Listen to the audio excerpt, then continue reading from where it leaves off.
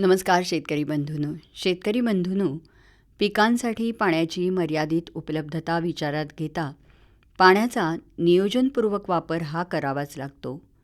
विशेषतः उन्हाळ्यात पाण्याची उपलब्धता कमी असते, म्हणून उपलब्धतेनुसार पाण्याचा योग्य प्रकारे पीक प्रकार आणि पिकांच्या अवस्थेनुसार वापर करावा लागतो.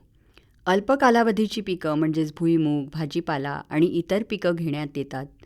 त्यांना गरजेप्रमाणे पाणी देणं आवश्यक असतं. गरजेप्रमाणे आणि वाढीच्या अवस्थेत पाणी दिल्यास कमी पाण्यातही चांगलं उत्पादन मिळवता येतं. फुलं, फळधारणा आणि पोषण काळातच पाणी दिल्यास उत्पादनावर पाणी टंचाई असताना परिणाम होत नाही. त्याचप्रमाणे पाण्याची उपलब्धता कमी असताना ठिबक सिंचन, तुषार सिंचन या सिंचनाच्या पद्धतीनं सिंचन केलं तर उत्तम.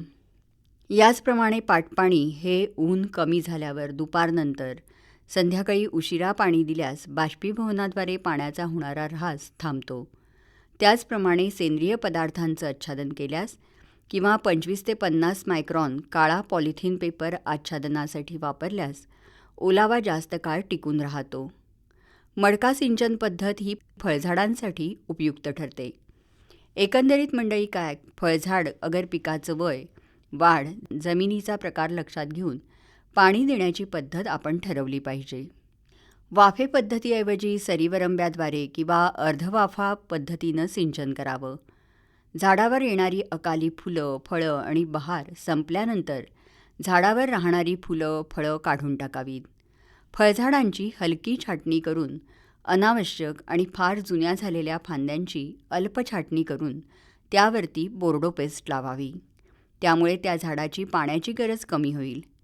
शेताच्या दक्षिण आणि पश्चिम बाजूला वारा प्रतिबंधक, उंच आणि लवकर वाढ होणाऱ्या प्रवृत्तीची शेवरी, हादगाळ आणि बोरू जातीतलं गवत लावावं, म्हणजे उष्ण वारे अडवले जाऊन बाष्पीभवन कमी होईल. मंडळी, उपलब्ध पाण्याचा काटकसरीने वापर करण्यासाठी पाण्याचा पूर्वानुभवाने अंदाज घेऊन पीक लागवडीचं नियोजन करावं. तसंच उपलब्ध पाण्याचा अत्यंत काळजीपूर्वक आणि नियोजनबद्ध वापर करावा. पाणी देण्यासाठी पीक प्रकारानुसार योग्य ती रानबांधणी करून पाणी द्यावं. मोकाट पद्धतीने पाणी देऊ नये.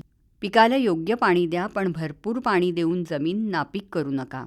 पिकांच्या वाढीच्या योग्य अवस्थेत गरजे इतकंच पाणी द्या. फुलं, फळं येण्याच्या वेळी आणि फळं पोसण्याच्या काळात पाणी द्या. ठिबक, तुषार, मडका सिंचन, सरीवरंबा, अर्धवाफा हे सिंचनाचे प्रकार करावेत. वारारोधक दक्षिण आणि पश्चिम बाजूला झाडं लावावीत. पीक किंवा फळबाग स्वच्छ, तणविरहित ठेवावी. कोळप्याच्या पाळ्या देऊन हलकी चाळणी करून पिकांना भर द्यावी. यामुळे ओलावा टिकून राहतो. अकाली येणारी फुलं, फळं काढून हलकी छाटणी करावी आणि बोर्डो पेस्ट लावावी. तेव्हा मंडळी, अशा पद्धतीने पाण्याची उपलब्धता कमी असेल त्यावेळी काटकसरीने उपलब्ध आहे ते पाणी वापरून आपली पिकं जगवावीत. बरं, तर पुन्हा भेटूया उद्याच्या कृषीवाणीत. तोपर्यंत नमस्कार.